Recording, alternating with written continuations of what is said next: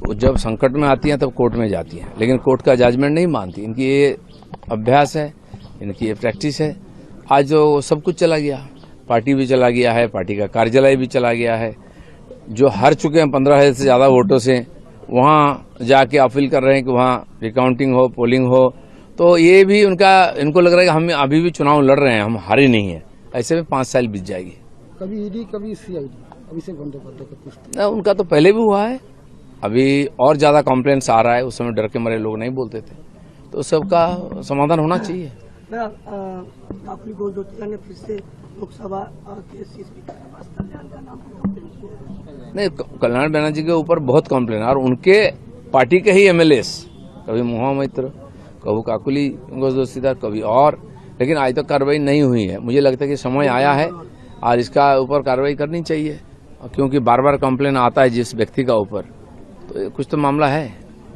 दादा, कल अभिषेक बनर्जी को जिस तरह से सीआईडी बार बार बुला रही है, अभिषेक बनर्जी कह रहे हैं कि वो माथा नीचे नहीं करेंगे, जो माथा नीचे करता है वो बीजेपी के साथ जाता है। नहीं, जो माथा ऊंचा करके ही जेल में जाएंगे, होना भी चाहिए ना। सबको बता के जाएं कि हमने हजारों करोड़ घपला किया है और इसीलिए जेल जा रहे हैं। हाँ, हिम्मत के साथ जाएं। और ओवैसी ने कहा है कल कि ममता बनर्जी के हारने की जो बात है वो भ्रष्टाचार और मुसलमानों के साथ धोखा किया, इसलिए ममता बनर्जी ने हारा। ओवैसी उन्होंने क्यों हारा? उन्होंने तो मुसलमानों के साथ धोखा नहीं किया है। बंगाल के मुसलमान उनको वोट देना चाहिए था। ममता का तो चैप्टर क्लोज हो गया, अब उनका क्या होगा? কেউ পার্টি অফিস নিয়ে নিচ্ছে, কেউ পার্টি নিয়ে নিচ্ছে, কেউ অ্যাকাউন্ট নিয়ে নেবে, কেউ কোম্পানি নিয়ে নেবে। পিসি ভাইপো যা করেছেন, মানুষের যে অভিশাপ না, তার পরিণাম হচ্ছে এটা। নিশ্চয় হয়ে গেছেন। আমি বলেছিলাম পার্টি ভেঙে যাবে, দুজনই থাকবেন, এখনো দুজনই আছেন। বাকিরা আছেন, তারা যে কোথায় আছেন কিছু বোঝা যাচ্ছে না।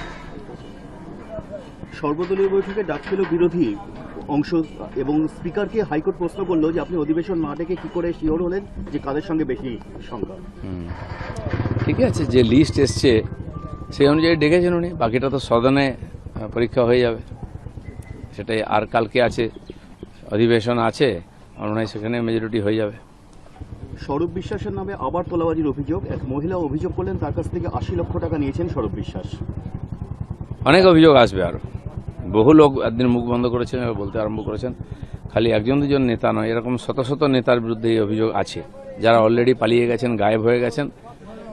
তারা জানতেন যে অভিযোগ হবে, আগেই পালিয়ে গেছেন। যারা আছেন তাদের তো পুলিশ দেখছে তাদের ব্যাপারটা।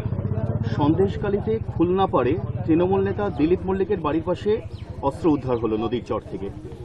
সুন্দরবন এলাকায় তো প্রথম থেকেই এই ধরনের অস্ত্রশস্ত্রের ভরমার ছিল। আমাদের এখানে রাজারহাট এলাকায় ওরকম অস্ত্র পাওয়া গেছে।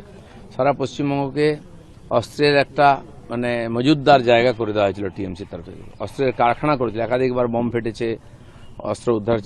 মমতা ব্যানার্জি প্রকাশ্যে বলেছেন অস্ত্র উদ্ধার করুন, তাও পুলিশ করেনি, তারাই পাহারা দিত। এখন জনগণের চাপে তাদের বার করছে, টিএমসির অফিস থেকে বার করছে, প্রধানের অফিস থেকে বার করছে, মানুষ গিয়ে বার করছেন, তারা জানতেন কিন্তু পুলিশ জানে না। যে পুলিশগুলো এখন এগুলো চালাকি করছে না, পাবলিক তাদেরকেও তার সাজা দেবে। বিভিন্ন জায়গায় জনকল্যাণ শিবিরে বিশৃঙ্খলা দেখা দিচ্ছে, কোথাও পদপৃষ্ঠের মতো ঘটনাও ঘটে গেল।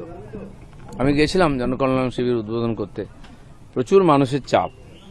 যদি এরকম হয়, সময় বাড়ানো উচিত, দিন বাড়ানো উচিত, এবং আরও কাউন্টার বাড়ানো দরকার আছে। কারণ কি, জনকল্যাণ শিবিরেতে একাধিক সরকারি সুবিধার ওখানে ব্যবস্থা রাখা হয়েছে। বিভিন্ন কার্ড থেকে আরম্ভ করে, আয়ুষ্মান থেকে আরম্ভ করে, বসুন্ধরা থেকে আরম্ভ করে স্টাইপেন্ড পর্যন্ত দেওয়া হচ্ছে। তো সেখানে মানুষের ভিড় একটু বেশি হচ্ছে। আমার মনে হয় এগুলো করার আগে ভেবে দেখা উচিত। এখনো 15,000 ভোটে হারার পরেও উনি জিতে আছেন মনে করছেন, সেই ভাবের ঘরে আছেন। নিজের পার্টি অফিস চলে গেল, নিজের পার্টি চলে গেল, কিন্তু ভবানীপুর উনি ভুলতে পারছেন না।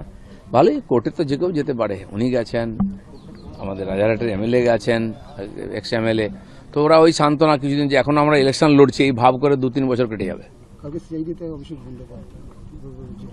চলতেই থাকবে। এখন তো প্যারেডের সময় এসছে না, সিবিআই, সিআইডি, ইডি, এনআইএ, তো এগুলো সমস্ত প্যারেড, এই যেগুলো নাম একদিন শুনে এসেছিলাম, দেখবেন একদিন কিছু করে না করে এবার করবে, দেখবেন।